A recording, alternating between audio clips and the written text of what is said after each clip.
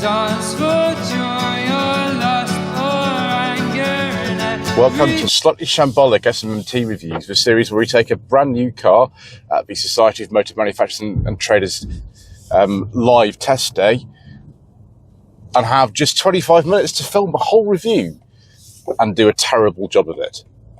This is a 2025 BMW M135 XDrive. But is it any good? Should you care? Let's find out, shall we?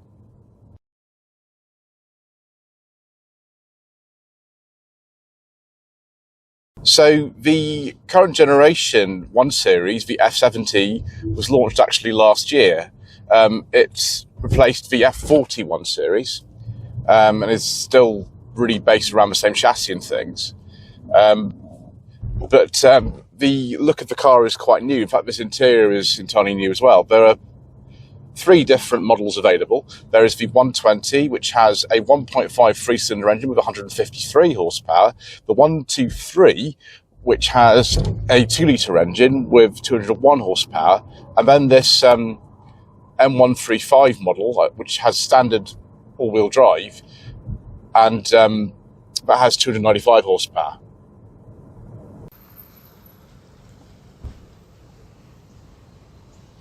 So this car does 0 to 60 in 4.7 seconds, and even though I am in the least severe of the driving modes, I'm in the most efficient driving mode, it's very, very, very fast. We've got these paddles here. I can change gear manually if I want to. I don't really need to. In fact, what I'll do is I'll go into this sport mode and we'll see how fast this thing is. Gosh, can you hear that, viewers? Just changed down a million gears and, you know, we're now proceeding at quite a rapid speed. So just put that back into efficient. So just slow down a bit because, yes, we don't want to break any speed limits on our drive today because it's a little bit damp. Steering feels good. Brakes are very sharp. This car's done under 1,000 miles, so you'd expect that. I mean, the thing about the car that you want to buy if you were looking at one of these and paying around £51,000 if this car is tested would be how it drives. And oh yes, it's quite quick. The heads-up display is quite good. It's a nice sporty touch. Let's go through this bend and just see how it feels. Oh, that's good. Very reassuring as well, having this all-wheel drive. Now the standard models, the 120 and the 123 they're just normal front-wheel drive. The days of the rear-wheel drive 1 Series are gone, unfortunately.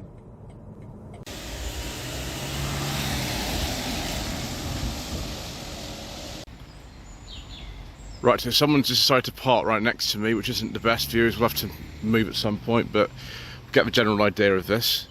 So this car is tested is just over £51,000, which it seems like quite a lot of money for a little car like this.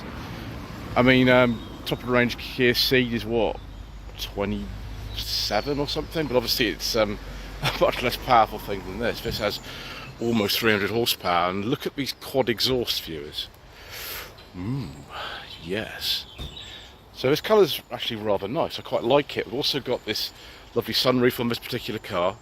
Interestingly enough, for this generation, the F70 1 Series, they've dropped the sort of injection badges that have been on the cars for many, many years. And instead, it's just called the M135. This is the XDrive as well, so we've got 4-wheel drive. It could be useful today because it is a little bit on the damp side. Interesting sort of grille, and we've got all the safety systems clearly here, very prominently displayed with this little camera, and then that's for the radar, I think, of things. I think it looks okay.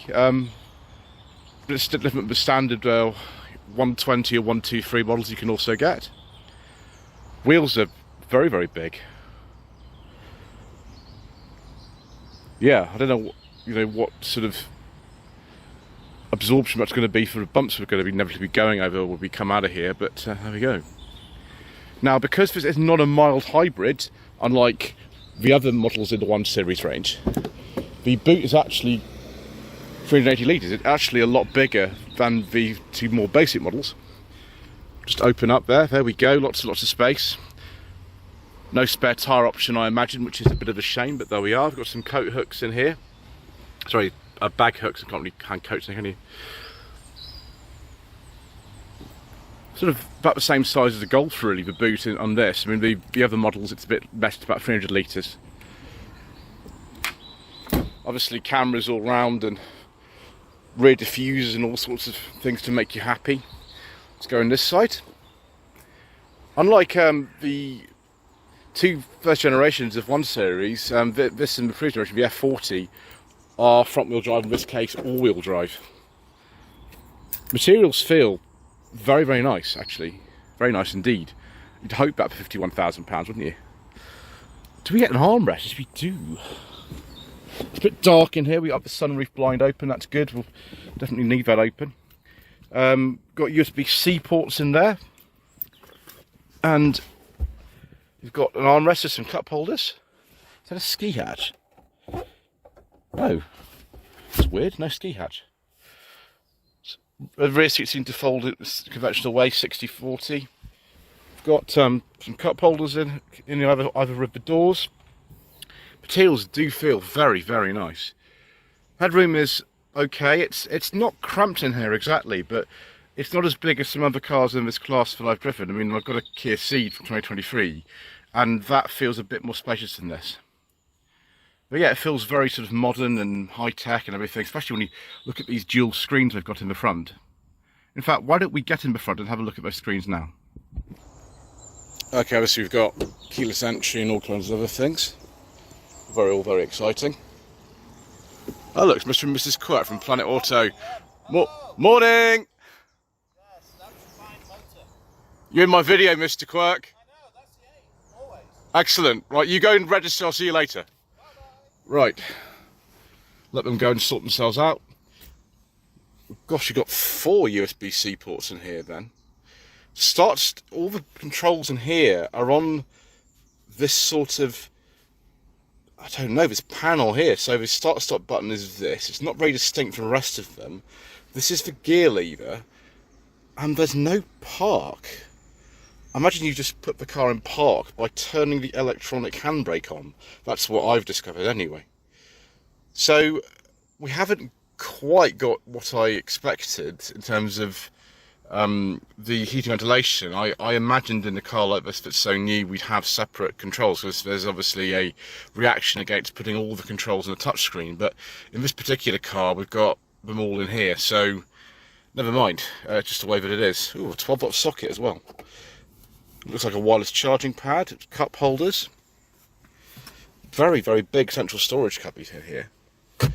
The design is very interesting. We've got these stripes in here to designate the M division, of course, BMW M135 XDrive. Automatic lights, automatic wipers. We've got paddles and a boost on there. That's interesting. I bet this car's fast. And then a little thing at the top, like we're in a racing car. In fact, the steering wheel does feel like it's off a, I don't know, a touring car or something. Nice big door bins. Got the controls up here for the panoramic roof. Is this actually open, or is it just a blind? Here we go. Excellent. I mean, I'm going to have to close that, viewers, because, well, it's drizzling. But excellent. We'll just leave that like that. There we go. I'm not a fan of dark headlinings, really, but it seems to be the way with modern cars that they all have dark headlinings. We have a glove box in here. Yeah, we do. Do my second mission documents go in? It's always the test. That's a resounding no, and they sort of awkwardly fit in the door bin, which isn't so good. Right, what we're going to do is close this door. It's a bit nippy today, and we're going to have a look at this infotainment system. So actually, we've got something that's by Harman Kardon. Interesting. Powerful mirrors. There we are. Excellent blind spot monitoring. And these dual displays. You've got one in front of the driver here and one in the middle. Welcome driver, hello. So media. Unfortunately, the radio's not on. We don't want to have any copyright infringement. Telephone. Yeah, connect device, not going to do any of that because we haven't really got time for that. And nav, there we are at Kumabi. Excellent, good.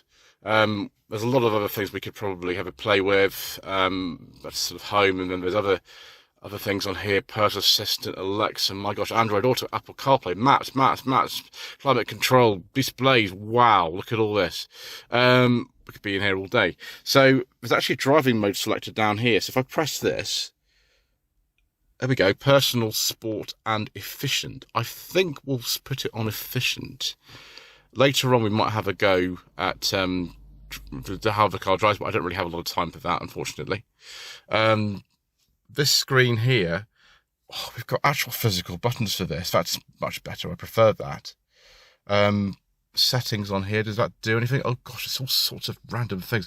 Wow, you could be here just all day. We've got a head-up display in here, which you can just about see. This is one complex little car. Wow, okay. And then presumably this is climate controls down in the setting as well. That's the fuel range and things. If we start the car, there we go. Now this makes a lot more sense, doesn't it? With the speedometer like this and telling me how many seats are occupied and all this kind of stuff and power. Why can't we have a normal rev counter? Why do we have to have that? I don't know. Anyway, I'm sure somebody who's actually going to drive this car will get used to that, because I don't know. How strange is M135i. It isn't even a mild hybrid, this car, and yet that's what you get. Yeah, so we'll just turn it off for a second. We might as well go have a look under the bonnet, actually. So there's pre-cooling and little slider things, and that's the fan speed and all this kind of stuff. Climate functions off, and oh, that's nice, isn't it? There's a little sort of row here, but that's where I want the climate controls to be. I don't want them in here, I want them here. It looks nice, but something that looks nice and is functional are two different things sometimes. Okay, my autofocus has given up. Let's get outside. So this is a 2-litre 4-cylinder generating, it's just around 300 horsepower actually, which is a bit less than the previous generation, the F70 version, a little bit less than that. Everything's just covered in these plastic covers, so there's not really a lot that you do. I don't think you're really supposed to work on this car yourself, which is fine. Maybe most owners won't be bothering to do that for quite some time anyway. I like the way the bonnet's cantilevered. Anyway, it's time for us to get this thing on the road.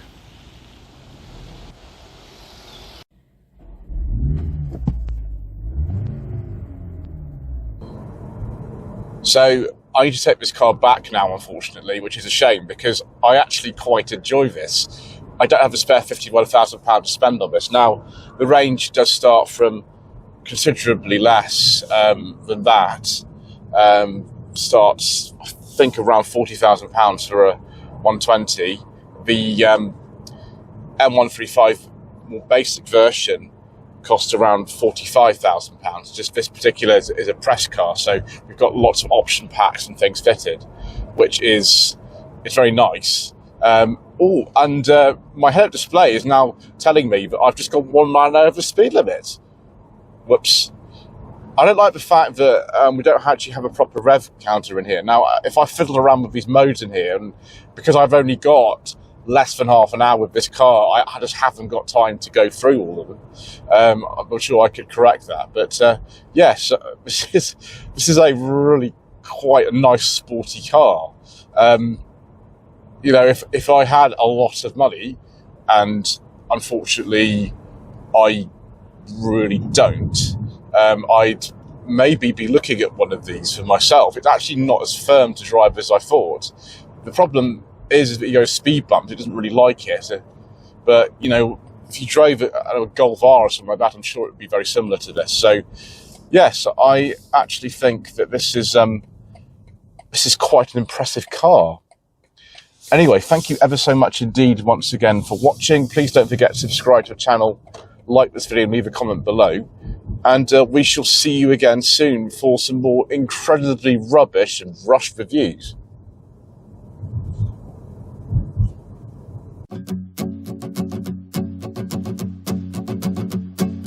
One, two.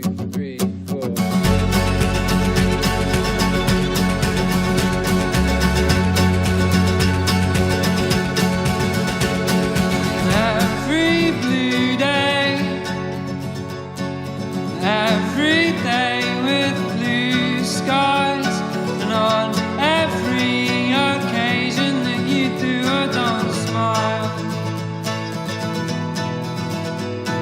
And every time you dance for